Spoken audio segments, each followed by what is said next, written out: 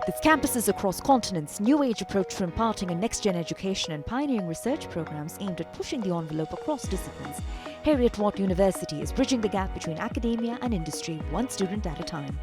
To tell us more about the university's mission, vision and future ambitions, we're joined by Professor Dame Heather McGregor, Provost and Vice Principal, Heriot-Watt University, Dubai, and Professor Mushtak Al-Atabi, Provost and CEO, Heriot-Watt University, Malaysia. With that, I welcome you to our special feature, Heriot-Watt University presents Education Beyond Borders, partnered by ET Now. Heather, Mushtak, thank you so much for taking the time to speak with us. And I want to dive right in with some context setting for the benefit of our viewers. And I'll pose my first question to the both of you. Students today are spoiled for choice. I'm perhaps stating the obvious here. So without a shred of bias, what to your mind makes Heriot-Watt University stand apart? Heather, I'll start with you. Students are really spoilt for choice. 1,200 universities in India before you even look at the rest of the world. So they really do have lots of choice. But I like to think this is a very special university, Heriot-Watt. And I think there are three things that really set us apart. The first is that it's a whole education. It's not just about passing exams. Sure. So when you leave Heriot-Watt, you will be very employable because you will have the skills that employers say that they want. Communication skills, empathy, ability to work in teams. You notice that there's no degree in teamwork. Right. But there's no degree in emotional intelligence. But these are the things that we teach as part and parcel of their degrees. So that's the first thing. It's what you might call soft skill acquisition. The second thing is that we are, as I said, very, very focused on employability. So if you look at our track record and the Graduate Outcome Survey in the UK, we are number 1 in Scotland and number 2 in the UK for postgraduate and number 4 overall. Now, there are 146 universities in the UK, so to come forth, we're nowhere near the biggest university in the UK, so we punch way above our weight in terms of employability. And the third thing is that we're a truly global university. We have campuses in Scotland, in Dubai and Malaysia, right. And our students can transfer freely between all campuses at any time they want. So they don't have to prove that they're a particularly good student. They do have to have paid their bills and they do have to have passed their exams, but they can pass them by 1 mark and that's fine. At any time they can just tell us and they can go. There's no requirement to register or ask permission. There's no limit. So if you want an education where you can truly move around the globe, we are the only university that offers that. It's certainly very heartening to hear. And building on some of your observations, posing the same question to you now, Mushtak, I'm sure you echo the same sentiment, but what more do you have to add, perhaps, from your point of view? Yeah, so I think, first of all, I want to express some empathy and compassion with the students, because usually when you have so much choice, this is not necessarily going to make it easier for you to make that choice. Not at all. Yeah, and I think that's one of the challenges that the young people, their parents are struggling with. There is so much choice, so what should I choose? How do I choose? So I just wanted to start with that. I think I agree with everything that Heather has said. And we as a university, we do all these things that Heather mentioned to build students who are ready for life. So we want people to be ready to have great relationships, ready to be able to take care of themselves, their communities and their families. And of course, part of that is to be highly employable and highly successful. So this is really the approach we do.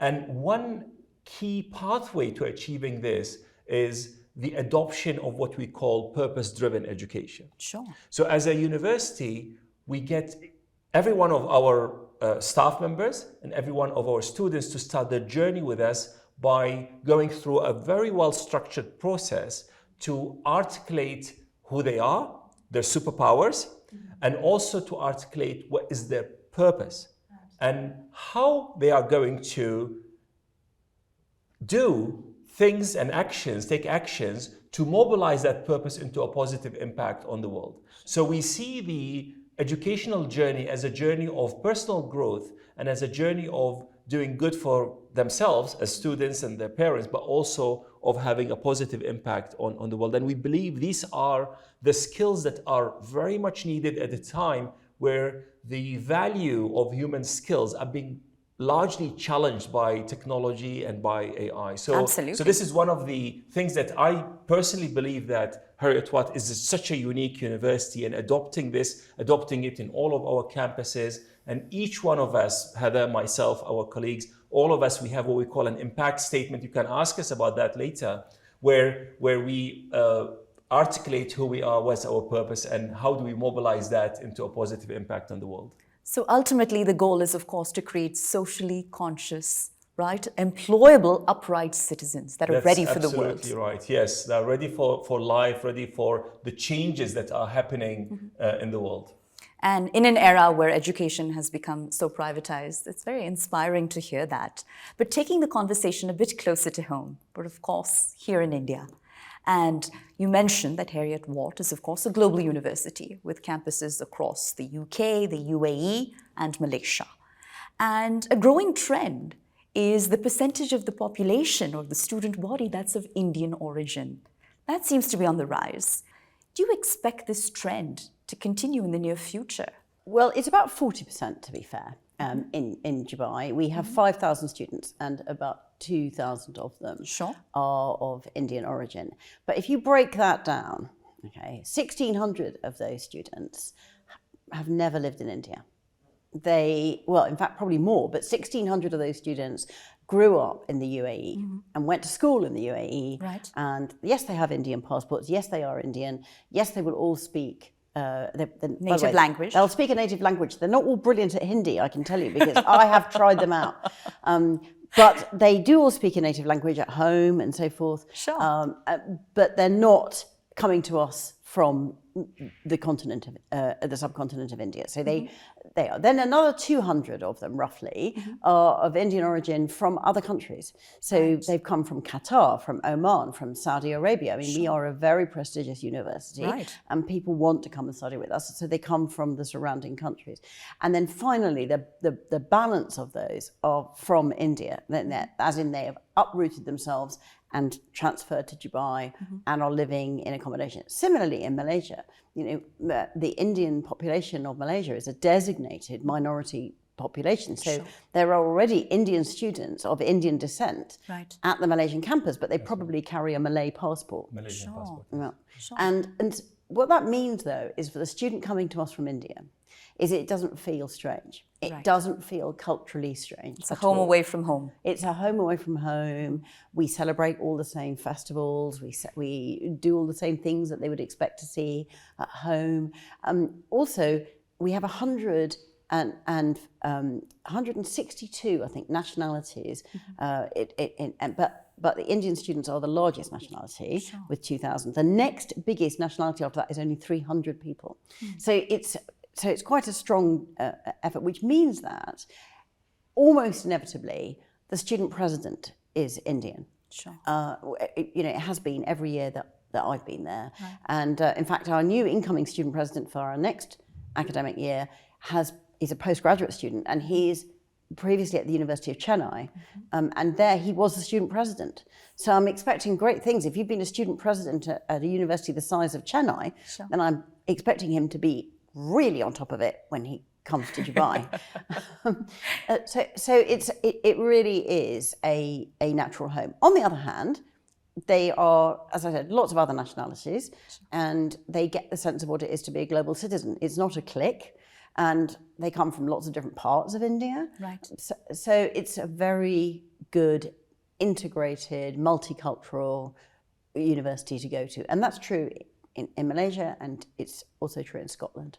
Well, Mushtak, if I could pose my next question to you then, what are some of the outreach programs that you have in place to appeal to students of Indian origin, parents of Indian origin, all the various stakeholders that, of course, have a say when it comes to higher education in this country? Well, of course, we see India as a major global powerhouse in talents and shaping the future. And that's why reaching out to Indian students, their parents, is extremely important. And particularly in Malaysia, there is this concerted effort, not only from us as an institution, but even from the government that's trying to attract students from India to Malaysia. So for example, recently the Malaysian government announced a program where 10 or 11 countries where their students, when they come to Malaysia and get a degree in Malaysia, they are able to stay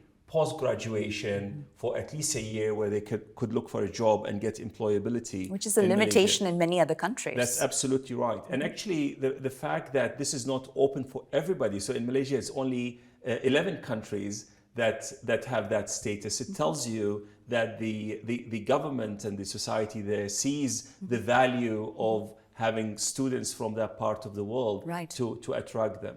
Now, as a university, we also provide huge flexibility because students could, for example, when they come to Malaysia, they could spend a year or 2 or 3 with us for a 3-year degree, but they can also spend part of their degree with us and then they could move to another campus. Sure. Many of our students, they come and spend up to 2 years with us in Malaysia. Then if they go to either Dubai or even to Edinburgh, and in Edinburgh then after completing 1 year, they will have the opportunity to have 2-year post-graduation visa and applying for jobs in the UK. And this hybrid model has become somewhat seamless? It is seamless. It was seamless by design. Right. So any students who come and join any of our campuses, they can move throughout these campuses seamlessly.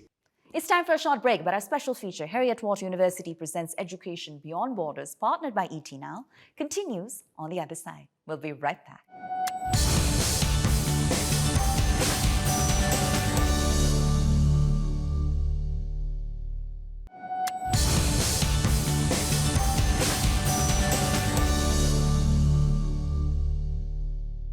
There's growing conversation around how artificial intelligence is, of course, eliminating jobs. You know, is this an overstatement or perhaps cause for concern? And I'd love for you both to address this. Let's start with you, Heather. I don't think artificial intelligence is going to take away jobs any more than the steam engine did. I think it will take away the jobs of people who don't know how to use it. Sure. Fair enough. And your take, sir? Well, I actually think that artificial intelligence is very different from steam engine. And the key thing is artificial intelligence is not merely a tool. It is an agent. So artificial intelligence sort of has its agency. So a steam engine, for example, or a nuclear bomb or a knife were not able to use themselves. There will always be a human being at the end of the chain. For artificial intelligence, as we speak, there are systems that are making decisions on loans applications. So there is the ultimate sort of source of decision is an AI. AI say, Pooja will get a loan, Mushtak will not get a loan. And sometimes we can't even tell the basis of that decision. This is real. And they act as that first gatekeeper, if you will. Absolutely. But because of that, there are things that are happening. Now, the rapid pace of development of AI gets me thinking, what is going to happen in a year or 2 or 3? But the part that I totally agree with Heather, we need to, as human beings, maintain that human agency, because our role as human beings, as professionals, as policymakers, as leaders, is to ensure that we stay in charge of AI, which is a very tricky thing. So AI is not just your chat GPT that does your homework with you, and it's actually well beyond that, and more and more things that will become so useful and so helpful that is very difficult to do without. So when you have such a powerful system, how do we ensure that corporates won't utilize this to influence us to do certain things that we don't want to do? How can we make sure that states won't weaponize it against others? So these are real things that could happen. Everyday scenarios, in fact. Absolutely. And that's why the kind of people, the kind of human beings that we are educating now to deal with that need to be mentally strong, need to be able to reach out deep to the human values, and also to know their purpose. Mushtak, I believe that leads into a wonderful segue into my next question, which is, it's all, of course, easier said than done, right? So how do you go about integrating these cutting-edge technologies like big data, artificial intelligence, machine learning across the length and the breadth of the Heriot-Watt curriculum?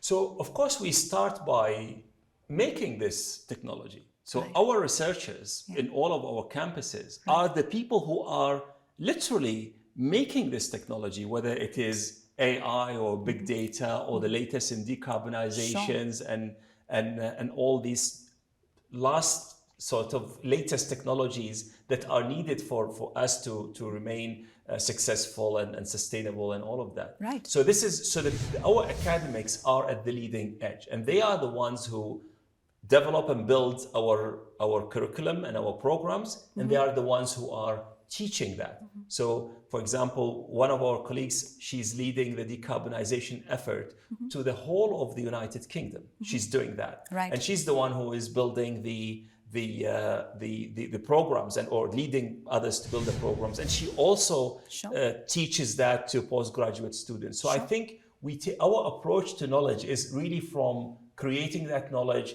to disseminating it through our students. So I think this is for us is the best way to make the future or to predict the future, is to make it end to end. Right. All right, coming to you now, Heather. If I would ask you to do some crystal ball gazing for a moment, what do you consider to be some of the most sought after skill sets of the future, and how are you ultimately equipping your graduates with those skills? Well, we are here back to the fact that employers value things very highly. If we talk briefly again about our world-beating actuarial science programs, Right. I speak to employers all the time. That's our job as provosts, is to deal with the CEOs of some of the biggest companies in our countries. And they say to me, Heather, you turn out some amazingly technically qualified actuaries who get extraordinary marks in their exams and their professional exams, not just their university exams. Sure. But they can't speak a sentence together. And these days, AI can develop the algorithms that you need to price risk. So what I need is someone who can explain the results of the algorithms to the client who is trying to work out, do they have sufficient pension provision for their staff? Yeah. And what level of health insurance should they be taking, and things like this. So they want people who really understand the algorithms, but can also Tangibly articulate them. as Got well. it. Yes. And as one of the things I said, we really encourage our students, particularly those who may be in computer science or actuarial science or finance. Some of these students are so focused that they don't necessarily immediately build teams or tackle things in teams. So we put them together in teams. I'll give you an example. We have recently won the competition in the UAE to develop a self-driving car. Sure. And that was, we brought together a group of students from different disciplines. Right. So there was a robotics absolutely person, there was somebody who was in logistics, there was somebody who was studying transportation and city design and so on. And they brought all those students together, and we won that competition. I mean, it was it's a $200,000 prize. Right. So, very serious. And another thing, the students didn't collect the money, by the way. The money comes to the university. And what did we do with it? We used it to allow the students to set up a business. And we also run incubators on our campuses so that students and staff, actually, who would like to set up a business can set up a business with our support for the early days while it's getting going. Right. So those are the ways that we can prepare students. Now, the fact of the matter remains that, fortunately or unfortunately, education is increasingly being viewed through the lens of ROI, return on investment. Parents want to know what sort of opportunities graduates are ultimately privy to.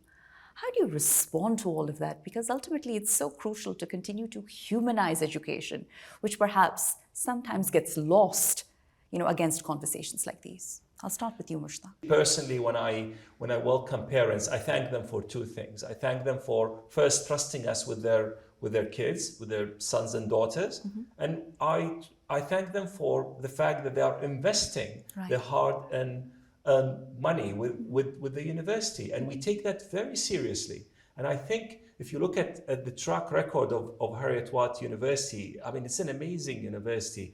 We are number one in the UK in the number of CEOs we produce. Right. So when you become a member of the university or a student of the university, you are joining this community, you are joining our alumni community. Has 150,000 professionals around the world who are changing the world, who are doing great things. And these are all part of the return, because the return is not just in a very sort of limited areas. You are joining that community of people who have been doing great things for the past 204 years. And you're contributing to that community. Absolutely, and that's a key thing, because a community or a network is not only a place for you to take from, but also to give into and add value. And this is the only place, the only way humanity could thrive and continue at a time where the skills that we bring to the fore are automated or done by AI. These are the things, these are the conversations, these are the way we support each other remains very important. But I start by saying we don't think it's unfortunate that people are viewing education as an investment. What could be actually unfortunate is when education becomes commoditized. And this is the thing that we would like to continue working on. We want to make education so unique, so personalized, so catering for your needs and capabilities to bring the best into you. I think that is really our mission. Very you have to remember that most UK universities also are charities. Okay, so we're not making profit. We haven't got any shareholders. No one is taking a dividend from us. We talked about how higher education is becoming very privatized, but we are not a private university, and we are therefore as cost efficient as we possibly can be. The thing to ask Mushtak is, where did he send his own children? Because, you know, we're both parents as well, and we've had to make these same choices. Right. Well, I sent my eldest son to Heriot-Watt. He graduated 2 years ago, and he is now working for a big insurance company in Malaysia. And my second son is doing foundation at Heriot-Watt University. And my youngest is, he's 11, so still not a university age, but he's waiting for the time to join Heriot-Watt. I think we can expect where he'll go next. Absolutely, absolutely. All right. Heriot-Watt University already enjoys, I believe, a 200-year historic legacy. So if you had to crystallize it in a single sentence, what's next for the university? So the university, you're right, we were the first university in the UK to admit women, and that was in 1869. Phenomenal. And that was 21 years before it was made a legal requirement. We hired, as a university, Scotland's first black professor, and that gentleman is now our chancellor. And I believe that we have been at the first industrial revolution, preparing the workforce to a highly disrupted time. At the fourth or maybe the fifth industrial revolution now, we still have the same mission. And it's a mission of building purpose-driven leaders who are able to find employability, able to add value and do good for themselves, for their families, for the communities that they are part of, and to the world. So that's what Heriot-Watt is all about, in my view. Heather, some very inspiring words there, but with that, I'll give you the last word. Oh, thank you. It's very inspiring words, absolutely.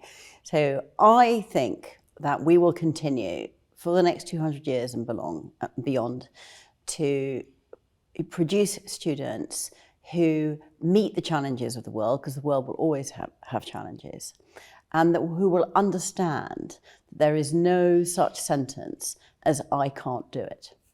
You need to add one word to the end of that, and that is the word alone. And I think once we produce students who can do that, they can do anything. Mushtak, Heather, thank you so much for taking the time to speak with us, and we wish you and the larger Heriot-Watt University family, really, all the continued success. Thank you very much. Thank you. Well, that brings our special feature, Heriot-Watt University Presents Education Beyond Borders, partnered by ET Now, to a close. I'm Pooja Jain signing off. Thanks for tuning in.